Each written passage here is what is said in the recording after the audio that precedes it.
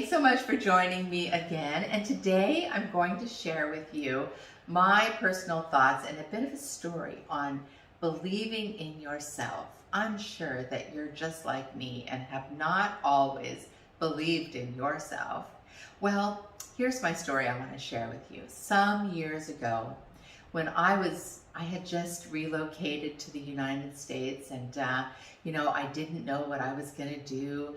I had been working in the field of providing services to people with disabilities, and that had really taken its toll on me because it's a lot of giving, but not a lot of receiving. And so I knew I needed to make these huge, big shifts, and I needed to figure out how I was going to really start to believe in myself. So one evening, I went to this event. It was a business-to-business networking event. You know, the kind that they used to have, not so much anymore, but they're great events. And it was in this classy place. It was a golf course. It was beautiful. And I thought, I could do this, and I could do it a little different, maybe even better, I thought. That was not a thought that I normally had, but that's what it brought out in me. And so what happened with the days to come is I actually met with the woman that had put the event on, and I invited her for lunch.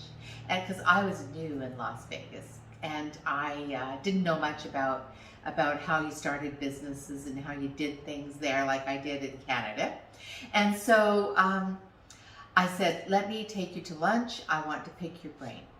And so she was all for it. That was fine. So I said to her, not to step on your toes, but I would like to start something similar, only I want to do it for women only, and I want to have a speaker on a business-related topic each month and have a monthly meeting. Well, that's where my business of Diamond Star Events evolved. And I had that business for a number of years. Loved it, met so many different people. And so that was the first step in really believing in myself and believing that I could actually do anything that I could think of, dream up, I could do it. And so then from there, I decided there was this opportunity that I could go on a radio show, an actual radio, that plays in your car, a radio show, and I could be a guest speaker and talk about business to business networking and the value of it. And so I thought, well, I've never done that before, but I'm sure I could do it. So I made a few notes and I went on the show and I absolutely loved it. And that was the beginning, honestly, of my radio career and the times that I had my own show on radio. And from there, I took all of those skills and I took them online to do live videos and sharing messages as I do today. So that's my message for you today on believing in yourself. You see, it's this. You have to know what you want. Dream it up. It doesn't matter what it is. You don't have to tell the neighbors and the family what it is because you don't need their negative talk. You just need to know what's in your heart and what you want to do, because what's in your heart and what you want to do is what you can achieve. You just put the wheels into action and you take charge and you go for it. So let me just give you 2 steps on how you can actually make this happen and start believing in yourself. Well, you see, for me, I knew that I wanted a different kind of life. And when you know that you want a different kind of life, and because you're maybe tired of the way things were, or you have these goals and these dreams, and you really don't know how to make them happen. Well, yes, I took lots of courses and I listened to lots of people, but it's really getting in your heart and writing down what it is that you want. So I like to take a sheet of paper and I like to draw a line down the middle.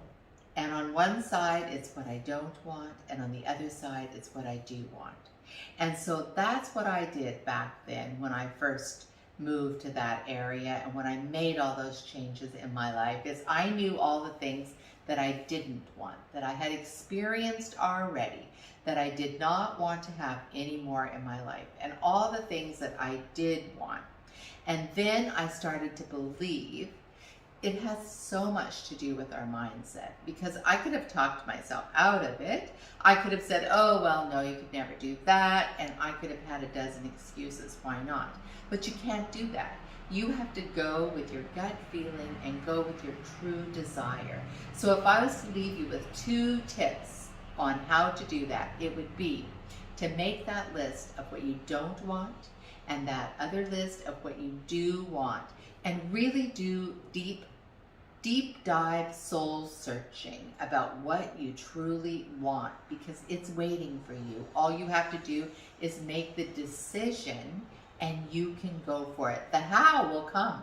The how will come. You've got to decide, that's where I'm going.